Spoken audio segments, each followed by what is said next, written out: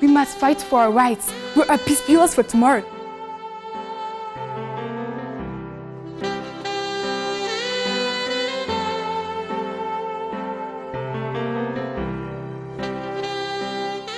I think we have to use peace instead of using violence.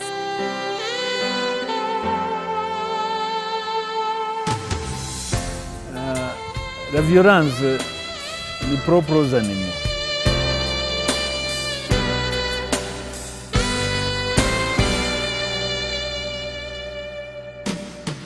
The Rwandan people have tested the bitterness of not having peace. Ubusharire bwo kubura amahoro bwaruriye abanyarwanda igihe kirekire, ndetse no mu bihe umuryango mpuzamahanga waba gushishikariza amahanga gushyira hamwe aharanira amahoro nyuma y'intambara zorekaga imbaga.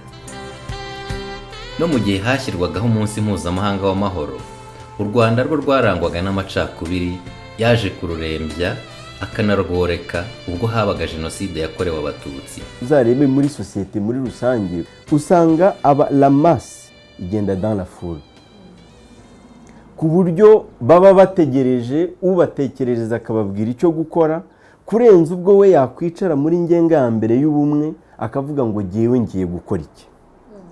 Twe tukanavuga ko mu by'ukuri buriya na jenoside ari jenoside yashobotse kubera icyo kintu.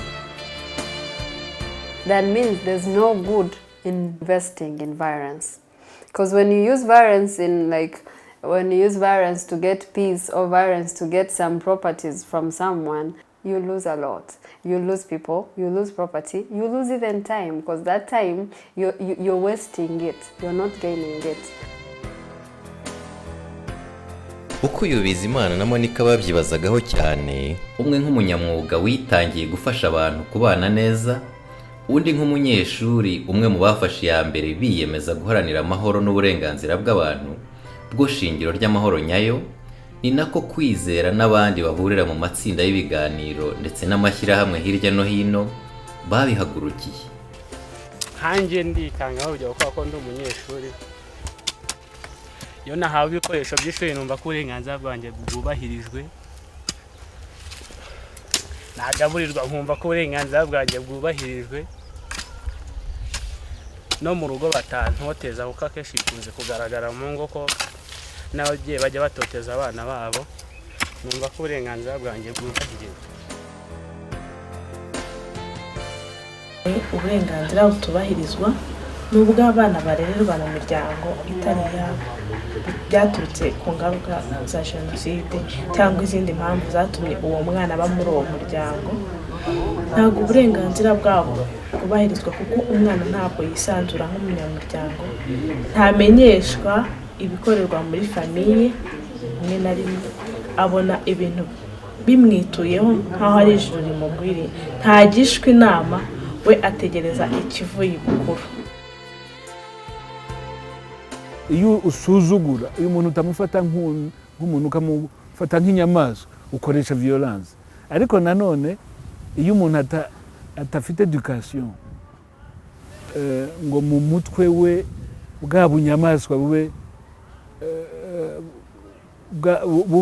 buto kurusha ubumuntu, icyo gihe akomeza kugira izo tandaza. No mpamvu muri za societe primitive violence yemewe kurusha muri societe navuga elite. Umuntu ufite umuryango baramwubaha, bakamwubahira umuryango wiwe, kuko hari no kumenyana kuba kwabayeho cyangwa se no kubana hagati y'abantu, cyane cyane nk'uko mu nzego zikora ku giti cyabo. Ugasanga wenda nk'abantu bafite imiryango, ugasanga wenda nka so yarakubaniye, ariko nkawe nk'igihe so adahari cyangwa se undi muvandimwe wawe, biba bigoye kwibona mu ruhando rw'abandi bantu bafite imbaraga cyangwa se bafite amaboko. Nubwo amahoro yabaye nguma igihe kirekire bikagira ingaruka nk'iz'aba basore n'inkumi kimwe n'abandi bahuye nazo, ntibyababujije kwegerana n'urungano bagashaka icyatuma ayo dufite ubu atazahungabana. Ni nabyo byakomeje kuraza ishinga Godeliva Mukasarasi ubwo yashingaga umuryango Sevota, agaha benshi uruvugiro. iyo uri mu cyaro byanga binoga n'ubu niho ntuye urobrije yo kwishamika kubo muturanye, baba ari abakugiriye nabi baba ari abakugirira neza, yaba ari iki ugomba kugerageza kubana nabo. Kubera iki? Tuvuge nk'umuntu wasigaye ari incike, azarwara, ntabwo azavuga ngo arajya gutabaza organisation nka Sevota cyangwa nka Vega cyangwa indi nguze imujyane kwa muganga cyangwa imufashe, azaburara. Igihe agiye kuburara, kuki se wa wundi baturanye atagomba kubona hikize ngo abe yamugaburira? Azabura amazi, azaburije yo gushaka umwana wo kuri urwo baturanye ngo ajye kumuzanira amazi. The unity that you see with people, it's not easy. There's so much division where I come from that you don't expect to see such a tightly knit community, where it seems like, at least at this point, and from what I've witnessed, just when you walk down the street, just people are so content and ready and willing to help whoever comes by them. They don't know them. There's no reason. They could easily just say, go away, and they don't. They're just open, they're welcoming, and that's something that I think if it can't be taught, it should. Someone should find a way to teach that, because it's just amazing. Ibidukomeretsa akenshi nyine turaza tukabyibikaho. Iyo ubonye rero aho bisohorera uraruhuka, icyo ni icyambere. Ariko nanone bituma abantu baturanye baganira bamenyana, kandi abantu bamenyanye burya baba n'intambwe yo kugira ngo bagire n'indi ntambwe batera, haba mu kwiyunga cyangwa se mu gukorera hamwe. Uko gukorera hamwe Laurence abahamagarira ni nako imiryango myinshi ishyize imbere nka Never Again Rwanda, ibinyuza muri gahunda nyinshi, ari izibanda ku rubyiruko cyangwa izihuriramo izindi ngeri nyinshi z'abanyarwanda, ari abayobozi ari n'abayoborwa. Never Again Rwanda ishyira imbere cyane igitekerezo. Iki gitekerezo kikavuga ngo igihugu kigira uburyo cyangwa se inzira zo gukemura amakimbirane ku buryo butari amagambo gusa, bikagira aho bigera, nuko byanze bikunze abanyagihugu b'icyo gihugu icyo ari cyo cyose niko bigenda. Abanyagihugu baba bafite uburenganzira bagombwa, ariko bakagira n'inshingano bagomba. Ariko guhindura imyumvire, gusobanukirwa neza inshingano za buri muntu, yaba ari umuturage yaba umuyobozi, kongera commitment, kumva dufite ishyaka ryo gukorera igihugu cyacu, kuko u Rwanda ni urwacu, n'urw'abanyarwanda. kandi twebwe turiho uyu munsi muri generation iriho uyu munsi dufite inshingano yo kugira values, indangagaciro zo kumva ngo ngewe ndiho, kubaho kwanjye bibangamiye iki kubaho kwawe, kuki nakwifuriza kutabaho kandi kubaho kwawe ntucura umwuka. So ntibura izo ndangagaciro ziri positive zo gukangura abantu kubana tuzubakireho rero nk'abayobozi turiho uyu munsi. Ikintu kimwe cyizere cyane cyane urabona amatorero, itorero dufite nidutangamo indangagaciro akajya nk'abantu bakuze, abantu basobanutse, atari ibintu bavuga gusa basomye mu bitabo, utanga ingero. Nk'ubu nkakubwira nti nyabusa nubeshya icyo ripfuno uzarigumana, gira ishema ryo kuvugisha ukuri, indangagaciro yo kumva ko umuntu muri ari ushyira imbere, witekerezanye mu kamanza kugira abo muri kumwe mu kiki abo bwikikije bari ushyira imbere. Itorero ni ryiza, niyo mizero yacu.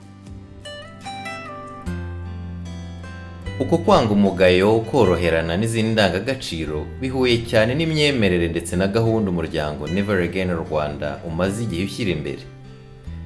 Igikorwa cyo guhugura abanyeshuri mu mashuri amwe n'amwe mu karere ka Huye mu buryo bwo gukemura amakimbirane binyuze mu mahoro kizafasha mu kuvura uyu muryango w'abanyarwanda bihereye ku bato. Nanone ugatekereza bati ndi umediator, ise ko numva ko nyine ngomba guhuza abandi, njye ubwanjye ndihuza na bagenzi banjye mbere na mbere, ukabitekerezaho nyine. Njye bitekerezaho kenshi ariko ntababeshye nyine biragora cyane. Nyine umuntu naramwegereye ndamubaza wenda akambwira ati nta kibazo nyine akarenzaho nta kibazo none mu buzima si bibaho abantu ntabwo bajya bahuza nta kibazo njye ku bwanjye nkumva nyine niba nta kibazo afite nanjye ntari icyo ngomba kugira wenda aho hantu nyine ndacyahibaza. Muri iyi minsi ishize nakemuye ikibazo cyari hagati y'abagenzi banjye, nari mvuye gukina nsanga abahungu babiri bafatanye bari batangiye kurwana. Ndababaza ese byagenze bite, mwapfuye iki? Umwe aravuga ati jye nahanaguye inkweto zanjye ndi bujyane muri class muri etude, uyu nguyu araza arazambara ajya kuzikinisha basket. Ati rero ibi ngibi ntabwo nabyemera, yaziciye yazanduje, ndagukubita. Byaje kuba ikibazo ariko twaraganiriye tugerageza gushira hamwe. Wa undi yemera ko nibaramuka bamubabariye ari budodeshe za nkweto aho zacitse akanazihanagura, agerageza kumusaba imbabazi nyine bivuye ku mutima, nawe abonye ko mu by'ukuri mugenzi we yemeye icyaha, ikibazo kirakemuka. We've tested absence of peace. We've observed our relatives, our kinsmen dying just because of absence of peace, just because of conflicts, just because of leaders who incited citizens to turn against their neighbors, to turn against their own wives or their own kids.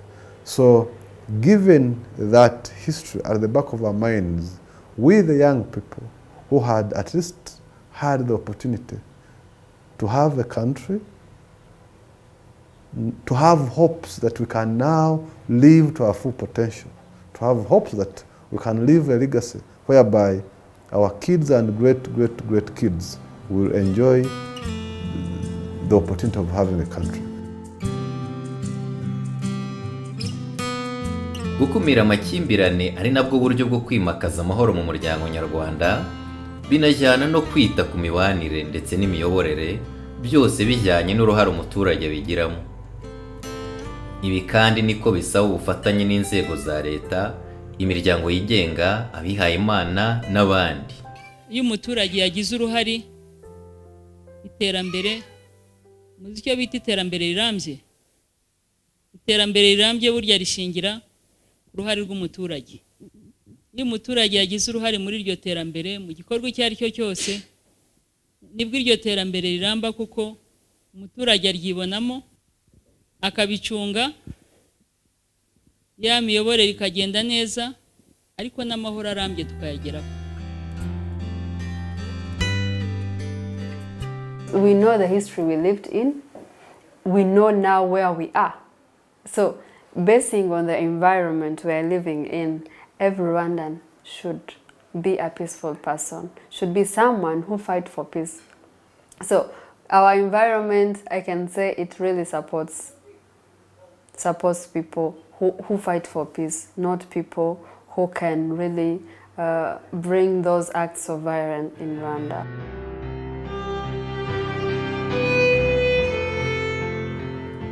Iyo ntambwe igihugu giteye yatumye imiryango itandukanye igenda izana umuganda mu kubaka amahoro arambye, hakaba ubwo ibinyujije muri gahunda zifasha umunyarwanda kwigobotora imirungo imuziritse, cyane cyane ifitanye isano n'ubuzima bwe bwo mu mutwe, ngo abone ahangane n'izindi ngorane ariko afite impagarike. Buri wese mu buryo bwe afite uko ahura n'abantu, afite n'ukuntu agerageza kuvuguta umuti ujyanye n'ibyo bikomere, akawuvuguta mu buryo bwe. Ese agenza ati, ese aravuga ati ibikomere biri ku mutima kandi birababaje kandi biri kure, nta uri buhagere, reka dukoreshe ijambo cyangwa se la parole cyangwa speech cyangwa expression. Ese iryo jambo turikoresha duti? Ese tugengwa na yahe ma principe zigengwa n'izihe nzira iryo jambo turikoresha dute ese tubigenza gute ku buryo tubyifatamo dute ku buryo niba dukoresheje ijambo twibuka ko ijambo rikiza ariko ryanishe kugira ngo bishoboke cyangwa kugira ngo binakorwe neza nuko abantu babanza kujya muri context bakagerageza kumva uko ikibazo giteye. Uko ikibazo giteye binteye kwibaza ngo mbese u Rwanda rw'iki gihe post genocide ni Rwanda rumeze ruti? Mbese umuryango nyarwanda wacu ni uwuhe? Jenoside yadusigiye chaos, umuryango warasenyutse ku buryo umuntu atanabona uruvugiro.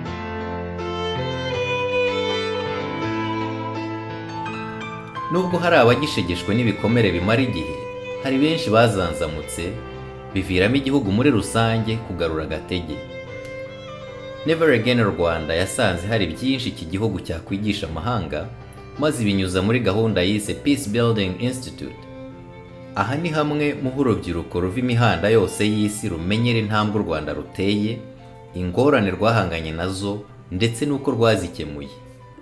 The will of the Rwandan people is very strong, and that it can sometimes it